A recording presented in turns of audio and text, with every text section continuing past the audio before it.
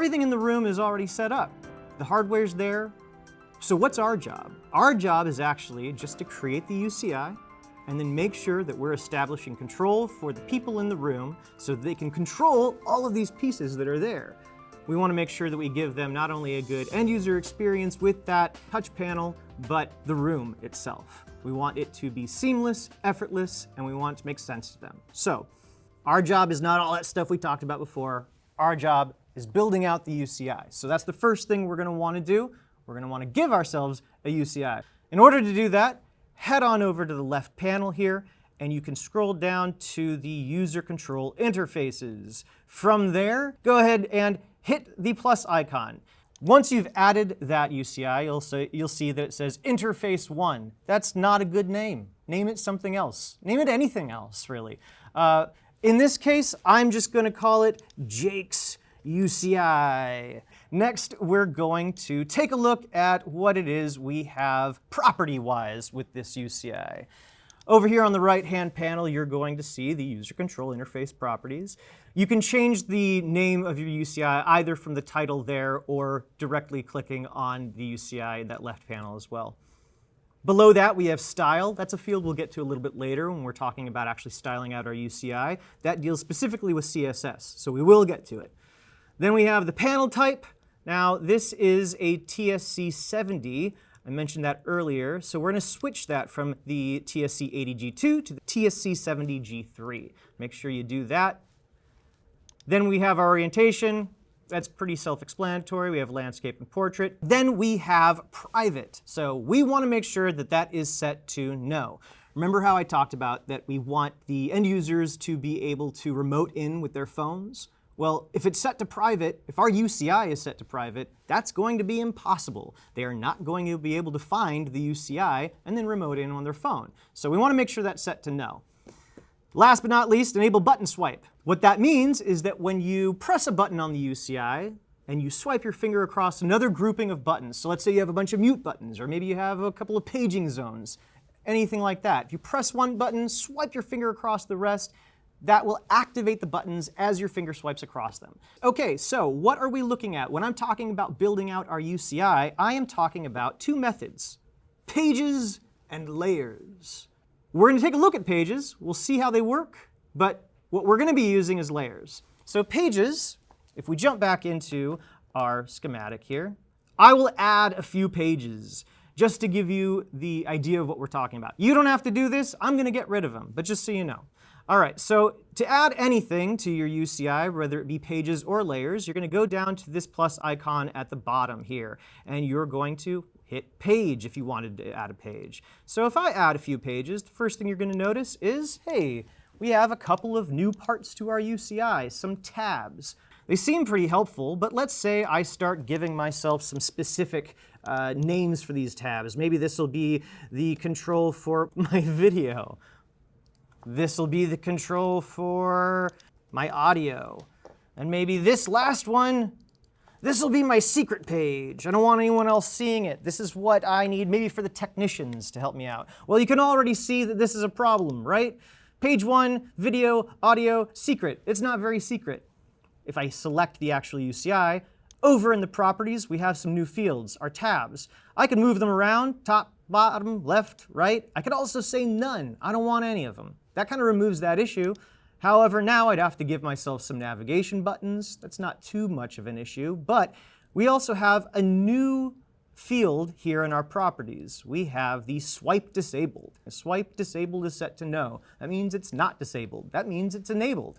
So what that means is I could swipe from page to page like you would in any tablet or smartphone that we have right now. Kind of makes sense. It's how we're used to working with these things. But again, there's no customization as to which pages are going to stay visible through that swipe. So again, my secret page will eventually be found. And again, these pages aren't really helping us the way we want them to when it comes to building out a more complicated design like the one we're going to have. There are places for pages. Don't get us wrong here. If you are trying to maybe like mass produce the same UCI that would be displayed on multiple touchscreens. Maybe this is like an informational kiosk, for instance. You don't want to have to design every single one of those UCIs one by one. You can just design it once and have them all display the same UCI. And what's nice then is that with pages, the page navigation is local to the device. So if one person swipes to the next page of the information, that doesn't affect what that person is seeing over on another touchscreen across the room, right? However, for our instance, we want something that is just a one-off. It's specific to this room. And more importantly, we want it to be really easy to troubleshoot. So if someone needed help in this room and they called for IT could remotely connect in and look at this UCI, they would be able to see exactly what the user is seeing because the layers are universal to all the instances of that UCI. So if you're looking at this through Reflect, you would see the exact same thing as the person who's in the room and anyone who's looking at that specific UCI. So we're not going to be using the pages. I am going to go ahead and delete. Now you'll notice I kept one. We got to have one because what we're going to actually be using are our layers. And layers exist on pages. Now, layers are sort of like panes of glass. You can kind of slide in and slide out. They can share the same space, so you can actually have some of those layers all visible at the same time. That means all of their assets are showing at the same time, and you can kind of create different navigation as well as one slides out and another one slides in. So already we can see that there is a lot more that we can do with layers as opposed to pages. So I'm going to go ahead and add 3 layers. That's going to give me a total of 4 because it already starts with 1. Now we have to think about this. What are we going to have on each layer? Well, one of those layers is going to be our base layer. It's what is going to house our navigation buttons, so they'll always be visible. Think of that layer as the layer that is always visible. I'm going to name that one my main layer. Now, our other 3 layers, let's think about what's in the room. We have video in the room that we're going to want to establish some kind of control over, so we can call that displays. So I'll say displays will be another layer.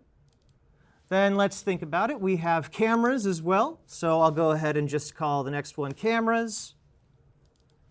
And then that last layer, we kind of already glossed over it in the previous description of the room and what we have going on. We have room controls, right? We have the lights in the room and the shades in the room. So this last one, we'll just say those are room controls. There we are. Now we have 4 layers, 1 that will always be visible, and then 3 more. Speaking of visible, you may have noticed that as we added more layers, there are 2 boxes next to each layer within this setup. This first box is just a lock and unlock. That's pretty self-explanatory. You don't want anything changing on it. There you go. That second box is the show and hide box. This is something that you're going to be working with constantly. If you have 10 layers and there's something on every single layer, well, you're probably not going to want all of them visible at the same time when it's running live. It will look like chaos, and we don't want that. That'll make it really hard for us to work with it. So it will be really important that as you're working with the design and you're working with a specific layer, you make sure that layer is visible, but the other ones that you're not working with at that time, you can set the visibility to off. That way, you don't have any bleed over with other layers and what's on them, confusing you with what you're working with specifically on that layer. One other thing when you're working with that, if you're trying to add something to a layer, you're not going to be able to add it to that layer unless it's visible. So don't let that trip you up as well. So why don't we go ahead and add a header to each layer so that we can establish what it's actually controlling when you look at it. You can figure it out that way. To add a header, we're going to go ahead and head over to the graphic tools. There's 4 here. There's the text block, the header design. We're going to use that, obviously. And then we have our group box design and our polygon designer. And then I will drag out the area I want my header to be in, and then I'll just start typing. It gives me this line, and then I can say, this is my display controls. That's very small. I'm going to go ahead and make that a bit larger just so we can see what we're working with. I'm going to do that over here in the size of the text. Now, I need to do the same thing for the other 3 layers. This is something that is maybe just a pet peeve of mine, but when you are creating headers or something that is sort of a constant from layer to layer or even page to page, you want to make sure that it's in the same place as the rest of your headers. I could try creating another header on my next layer and guessing and figuring out if that was the right spot, but let's be honest, that's probably not going to work out to my benefit. I could make my life a little easier though by copying this. So if I select the header that I just created, I hit Control-C, that is going to copy it. Now, I'm going to head over to my camera layer. I'm going to hide my displays layer, and then I am going to hit Control-V. It doesn't actually paste it where the cursor is yet. Well, I could try to, again, just visibly figure out where it is, and if I got it wrong, I could maybe nudge it to the right place or copy and paste the position and the size of the header, or I could make myself a lot easier with a nice little trick called Paste in Place. So if I've already copied it with Control-C, and then I have already hit Control-V to connect it to the cursor, if I hold down Shift, that snaps it to the place that I actually copied it from. And if I rename this now to Camera Controls, I can set the visibility for my displays layer and see that, yes, they are in the exact same place. We'll do it one more time. We are going to Control-C to copy. I'm going to hide that layer, go to Room Controls, set the visibility for Room Controls, Control-V to connect to the cursor, hold down Shift to paste in place, and there we are. Easy. Room Controls. And now all three of them are in the exact same position, and I don't have to worry about a slight difference from layer to layer. But these aren't something that the end user are going to have access to, so we need to actually create some sort of navigation buttons for them.